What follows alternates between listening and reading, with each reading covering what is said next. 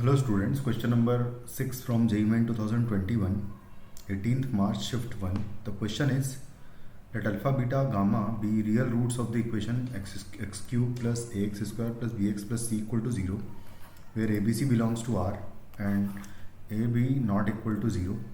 If the system of equations in UVW given by ये तीन equations है alpha u plus beta v plus gamma w is equal to 0,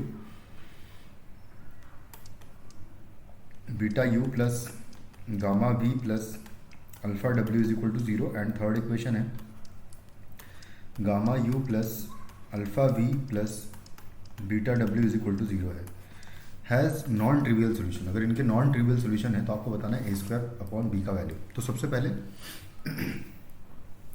अगर इसके तीन roots हैं alpha beta gamma है ना, ऐसा गिवन है, इसको तो बाद में यूज़ करेंगे. सबसे पहले तो ये सिस्टम ऑफ इक्वेशन अगर हमें गिवन है he has non trivial solution, इसका मतलब ये है कि इसके जो एक्स वाई जेड से कोफिशिएंट है ना के कोफिशिएंट से जो बनने वाली डिटर्मिनेंट होगा इसका वैल्यू इक्वल टू 0 होगा.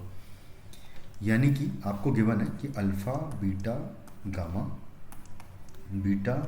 गामा अल्फ़ा बीटा का जो वैल्यू है वो इक्वल टू होगा 0. अगर ये इक्वल टू 0 है और इस डिटर्मिनेंट का वैल्यू एक्चुअली आता है हमारे पास -1/2 टाइम्स आएगा alpha plus beta plus gamma and into आएगा अल्फ़ा माइनस बीटा का square plus beta minus gamma का square plus gamma minus alpha का स्क्वायर इक्वल टू 0. अगर ये 0 है तो आइदर दिस 0 और दिस 0, लेकिन उसने कहा है कि जो a है वो 0 नहीं है, क्योंकि यहाँ पर आप जब सम ऑफ रूट्स निकालोगे इक्वेशन से तो alpha beta gamma is equal to आएगा -a, और अगर ये 0 नहीं है तो -a भी 0 नहीं होगा, यानी कि alpha plus beta plus gamma 0 नहीं है. और अगर ये 0 नहीं है तो इसका मतलब ये 0 है, और ये 0 इसका मतलब कि सिर्फ एक ही बात होती है, अगर ये 0 है ना, दिस इम्प्लाइज की हाँ लिख देता हूँ कि alpha plus beta plus gamma not equal to 0 है, तो इसका मतलब कि अल्फ़ा माइनस बीटा का square plus beta minus gamma का square plus gamma minus alpha का स्क्वायर इक्वल टू 0 होगा. और ये तीनों स्क्वायर्स का सम अगर 0 है तो बेसिकली इंडिविजुअली ये तीनों स्क्वायर्स जो है 0 होंगे, यानी कि alpha is equal to beta is equal to gamma होगा. इसी सिचुएशन में ये 0 होता है, यानी कि क्यूबिक के तीन इक्वल रूट्स हैं. तो इसका मतलब कि x cube plus a x square plus b x plus c is equal to 0 के तीन रूट्स मान लेते हैं अल्फ़ा अल्फ़ा अल्फ़ा.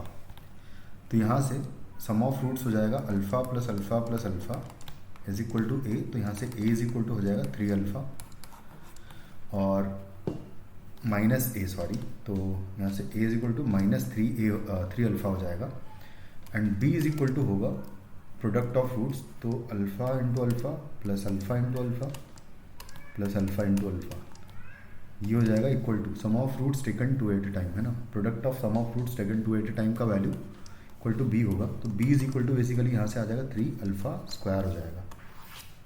आपसे उसने पूछा है कि a square upon b square का वैल्यू क्या होगा, sorry a square upon b का वैल्यू. तो a स्क्वायर का वैल्यू हो जाएगा -3 अल्फ़ा का square and divided by b square, b is 3 alpha square, तो ये हो जाएगा equal to 9 alpha square upon 3 alpha square,